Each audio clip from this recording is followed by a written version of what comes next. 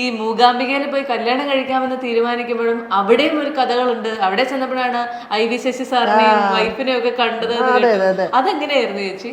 അല്ല, കല്യാണം കഴിക്കാൻ നമ്മളെ പിന്നെ ഈ മാലയും ആരും അറിയാതെ ഞങ്ങൾ പോയതാണ്. ഒറ്റ കുഞ്ഞുങ്ങളെ അറിയാതെ ഓടിയതാണ്. അവിടെ പോയിട്ട് അവര് താലിയും ഇതും ഒക്കെ അവിടത്തെ ചടങ്ങ് വേറെയാണല്ലോ.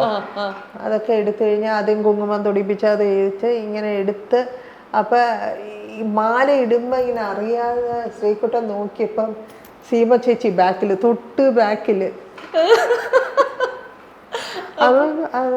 എന്നിട്ട് ഞങ്ങള് ഒന്നും ചെയ്യാൻ പറ്റില്ലല്ലോ. മാലയിട്ടു, താലി കെട്ടി ഒക്കെ കഴിഞ്ഞിട്ട് സീമ ചേച്ചി പറഞ്ഞു, അപ്പൊ ഇന്നായിരുന്നോ നിങ്ങളുടെ മാരേജ്? അവന് അല്ല, അത് വെറുതെ നീ ചുമ്മാ ഇരിക്കേ ശ്രീകുട്ട, ഞാനും ഉണ്ടായിരുന്നു, സദ്യ എവിടെയാണ്? പക്ഷെ സദ്യക്കൊന്നുമില്ല. പറയുമ്പോ നമ്മള് അവിടെ പോയി രജിസ്റ്റർ ചെയ്തു. തിരിച്ച് ട്രിവാൻഡ്രത്ത് വന്നിട്ട് ഞങ്ങൾ ട്രിവാൻഡ്രത്ത് രജിസ്റ്റർ ചെയ്തു. അല്ല, ഇതൊക്കെ ശ്രീമറിയേട്ടൻ പറയുന്നത് കേൾക്കാനായിട്ട് ഭയങ്കര കോമഡിയാണ്. അതെ, ശ്രീകുട്ടൻ പറയുമ്പോ അതിന്റെ ഭയങ്കര കോമഡി. അതായത് ആ ഒരു ഇന്റർവ്യൂല് ഞാൻ കേൾക്കാം, അതായത് ഞാൻ തിരിഞ്ഞു നോക്കുമ്പോ IV ശശി സാറ്, അല്ല നീ എന്താ ഇവിടെ, അല്ല ഒരു കല്യാണം. അതെ, സത്യം. ശ്രീകുട്ടൻ പറയുമ്പോ അത് ഭയങ്കര രസമായിട്ട് പറയും. ഞാൻ പറയുന്ന പോലെ ആയിരിക്കില്ല.